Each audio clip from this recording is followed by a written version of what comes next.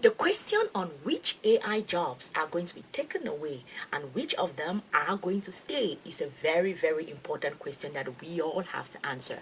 In this video, we are going to talk about the jobs that are AI resistant. Which are the jobs that are going to stay? And what we are seeing now is many people are gradually getting away from those jobs that are easily replaced by AI and are getting into these jobs that we are talking about. So we have spoken about the jobs that AI is going to replace them completely, right? And we said that you have to pivot. You have to pivot as soon as possible. So these are the possible jobs that you can start pivoting into. So let's get right into it.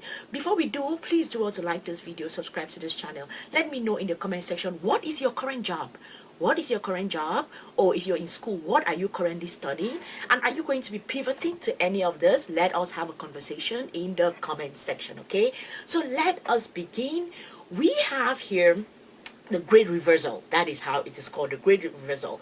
Why AI jobs can't replace and not the ones you think. Because many people are sitting there thinking like, okay, maybe white collar people are going to be safe or they are going to keep their jobs. That is really, really not the case. And what you're seeing here is that your desk job is more exposed than you realized. Why? There was a study that was done by the University of Pennsylvania researchers, and they found that white collar jobs are the highest jobs that are exposed to AI. Data processing and hosting, with an average annual of like $117,000. Finance and investments, about $109,000. Insurance carriers, about $79,000. So that is telling you that there is a decline on this white collar jobs because they are more exposed to AI. So we are going to be talking about, so which jobs are these that you should be pivoting into, you should be looking to. I actually read an article about a student, I think from either from Ukraine or somewhere in Europe, that is living in the UK, and the student decided to get out of school and get into plumbing. So BBC did an article covering the student, and they were asking the student like, oh my goodness, you left university in order to go study plumbing? And he was like, I've been paying attention to the news. I have been paying attention to the news, and I think that in this day and age, it is better to study plumbing than to go study something with reference to like any kind of a white collar job that AI is going to replace in the next couple of months. And I remember sitting and thinking about it. I was like, yeah, he's right. He's actually right. All right. So the unexpected safe havens. Researchers identified 34 occupations. That's what we're going to talk about. 34 occupations that AI could never do. They are hands-on roles requiring physical presence, manual labor, or work in highly unpredictable environments. And they have 15% of tasks could be automated right now by AI, but 47% to 56% when AI is patched with paired with specialized software. So let us talk about the AI resistant jobs that we all should be thinking about actively. The first one here, you have electrical, okay, we're just going to go through this. Electrical power line installers and repairers. Oh my goodness. I don't even have the physical strength to do this. $92,560 annually. This is the median annual salary, right? Pile driver operators. I don't even know what pile driver is. $70,000. Wellhead pumpers. What the heck is wellhead pumpers? $69,000. Tapers, $69,300. What is tapers? I have no idea. And then we have roof bolters mining. What? $68,540. I have no idea what these jobs are. Rail track, lane, and maintenance equipment operators. $67,330. Athletes and sports competitors. $62,000. Oh wow. Bus and truck mechanics and diesel engine specialist. $59,000. Oh my goodness. We are cooked. We are cooked. The reason why I'm saying we are cooked is because just going through all of these jobs, I'm not seeing anyone that doesn't require physical strength.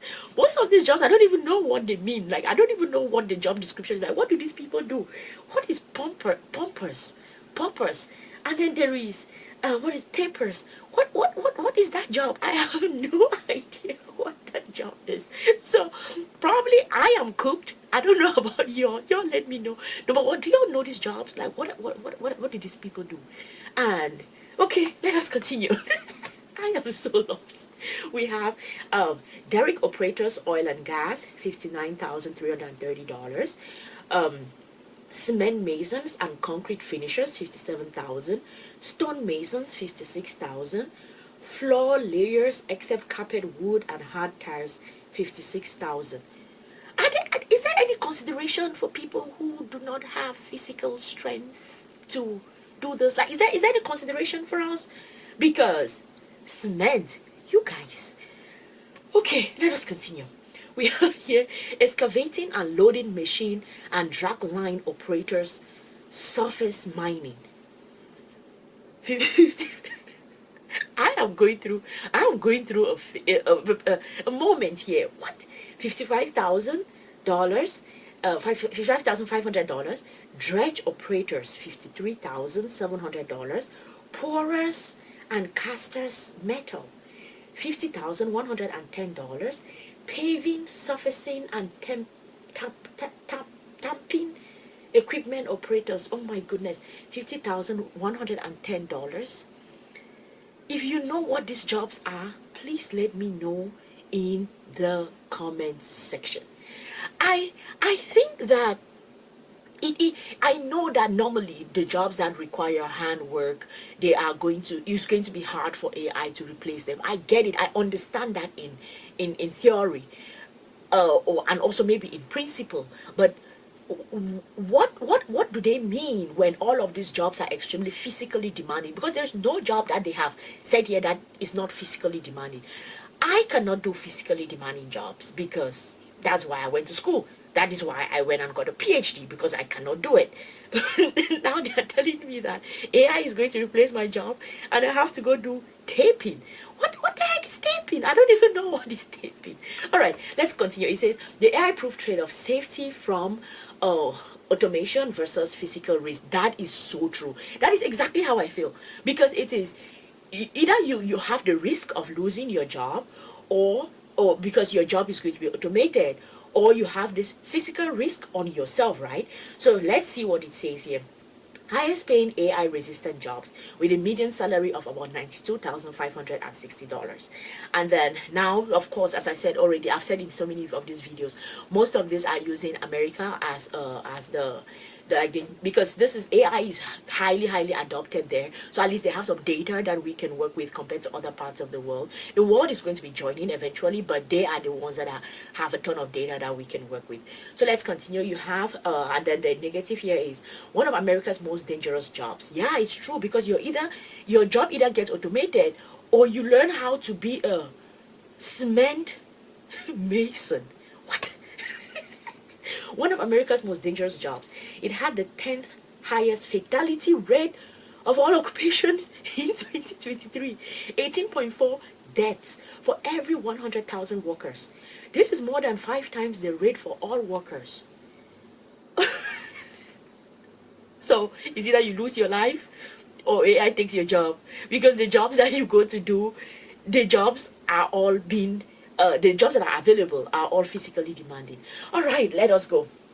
Let us continue. I hope there is some hope in this journey that we are going. So follow me here. So it says the future is a replacement, it is augmentation. The impact of AI is not just about jobs disappear, but how jobs will change. Researchers' projection: AI impact on tasks. All US jobs, 15% of tasks could be done faster with AI, with no decrease in the quality. And then you have AI plus specialized software. 47% to 56% of tasks could be done faster when AI is paired with specialized tooling. So the new rules for career resistance. What should we do? What should we do now? All right, let us see. Number one, the great reversal is real. That is really true. We are living in a time that we have never lived in before. I think this has never happened we are practically living through a revolution, and it's the AI revolution. Routine-based knowledge work is surprisingly vulnerable. That is true. While physical, unpredictable work shows high resistance. Not a good idea. AI proof has a price. Resilient jobs often involve significant trade-offs in physical safety and lower than median wages. So your AI is going to take your job, right? AI is going to automate your job. So you now have to see if you're going to do a job that is physically demanding, but at the same time, the money that you are getting paid is going to be less than what you can make from this physical demanding jobs and the high fatality rate jobs. That is not a good argument at all. That's not a good trade-off. Focus on augmentation, not just automation. The most significant change will be AI integrating into existing roles to handle specific tasks, not wholesale job replacement. I actually think that that is going to be the case. With so many within the workforce, what is going to be happening is that all of those tasks that can be automated. No, let's just start with the basics. People are going to lose their jobs. People are going to be kicked out of their jobs. That is a reality. But for people that are probably in like mid to high sort of high level roles, they are going to stay on their jobs, but their jobs, all of the things that were being done by those junior employees, all of those tasks are going to be automated, such that those people in that mid-level management as well as senior level management will now have to focus more on strategy and things that have to do with like in-person stuff or critical thinking. They will have to they will have to figure out a way on how to do that. So I do not think that everyone is going to lose their jobs, but I think that given what business is, they are there for profit. They are there to optimize for how less labor they can use as much as possible in order to make as much as possible. The idea that we are heading towards this era where we'll have few workers in various companies, tons of tasks are going to be automated, and the few workers that are in those companies will have to pair their jobs with AI in order to increase proficiency. That is where we are at, you guys. So y'all let me know in the comment section, how do y'all feel about these AI-proof jobs? I'm sure just going through it, you already have an idea on how I feel. I do not feel good about all of this at all. I studied my whole life. I have one of my uncles who used to say that when God was sharing people things, God made sure he gave me intelligence because I have no physical strength to do anything. That is exactly how I feel. I do not have no physical strength to do everything. That's why I went to school right through to the PhD level, right? Because I was like, if I graduate at the PhD level, at least I will be protected because I don't have no physical strength. But now it's like, yo, you do not even have a choice because the AI is here. And yeah, yo, let me know in the comment section, how do you feel about this? I do not feel too good about this. And I told you at the start here, I watched the video of the student from Europe who is studying in the UK, covered by BBC, who is practically living his studies in order to focus on plumbing. And I'm like, I do not know, you guys. Y'all let me know in the comment section, what do y'all think about this new, not new, but this shifts that are happening with reference to the workforce. I hope that this was helpful. I'm going to see y'all in the next one. Peace.